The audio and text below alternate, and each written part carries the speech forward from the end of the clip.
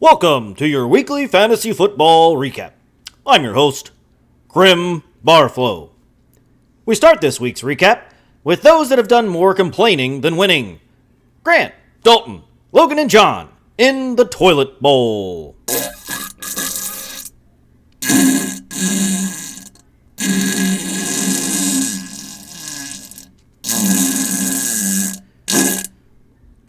Let's not spend too much time here, as we don't want to catch their stank.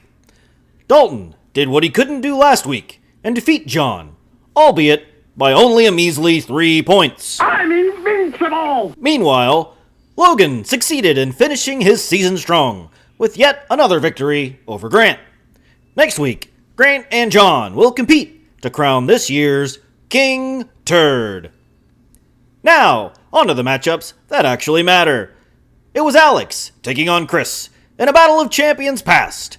For yet another year, the deep tight end strategy has fallen short of glory. It also didn't help Chris's cause that his bench put up 105 points, almost the same amount of points as his starting roster, and that Will Levis couldn't pour piss from a boot with instructions on the bottom, as he loses a fumble and throws 3 picks, gets benched against the Swiss cheese defense of Cincinnati, finishing the day with minus 1.44 points.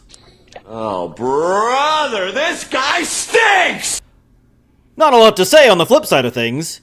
Alex's in-season trades were his leading point getters, Josh Jacobs, from which he received from Grant, and Malik Neighbors from Logan, both of which fighting in the toilet bowl.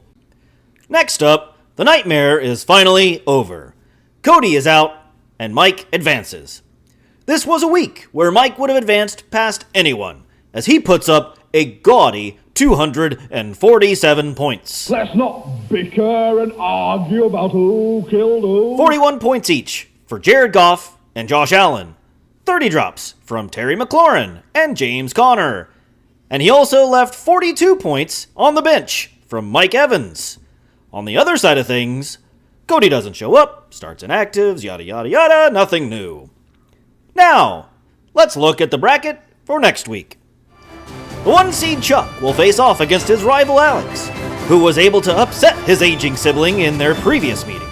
Might we see another upset here? The 2-seed Derek will have to contend with the buzzsaw that is Mike. These two previously met in week 6. It was a thorough trouncing from Mike by a final of 181 to 119. Will the past predict this future outcome? Only time will tell. And as always, I hate you all. Now go away or I shall taunt you a second time.